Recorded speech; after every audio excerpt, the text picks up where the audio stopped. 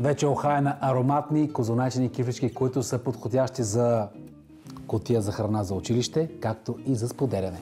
За всеки ден. Хайде!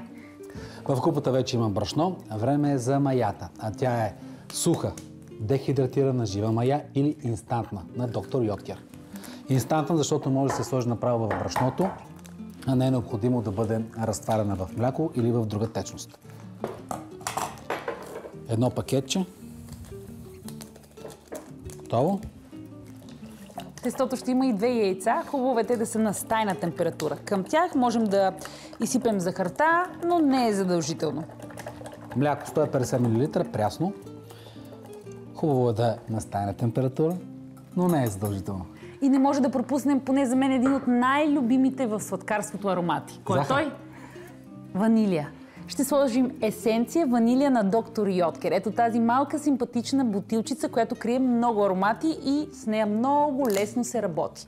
Принципно една чайна лъжичка е напълно достатъчна да вкуси 500 грама брашно или пък крем или пък каквото решите, но може да дозирате като мен, на око. Аз обичам с по-интензивен аромат и честно казано рядко меря точно чайна лъжичка.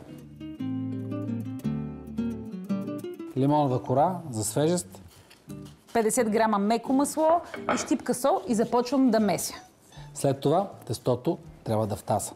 И понеже в него има много масло и други съставки, ще му трябва повече време.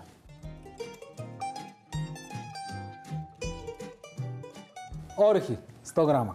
Ще ги смеля заедно с 100 грама кафява захар и ще добавя една есенция ром.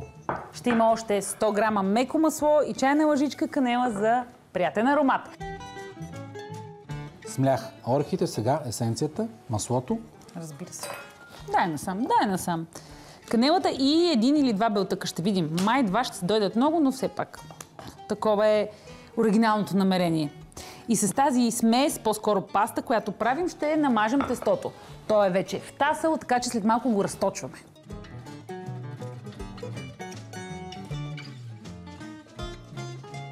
Сега мажем. Първо с мармалада или първо с ореховата смес?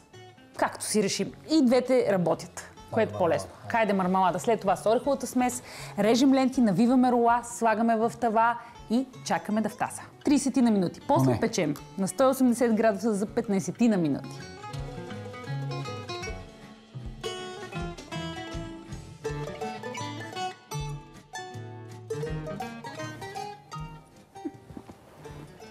За празник, за делник, за всеки ден. Пухкави и много вкусни.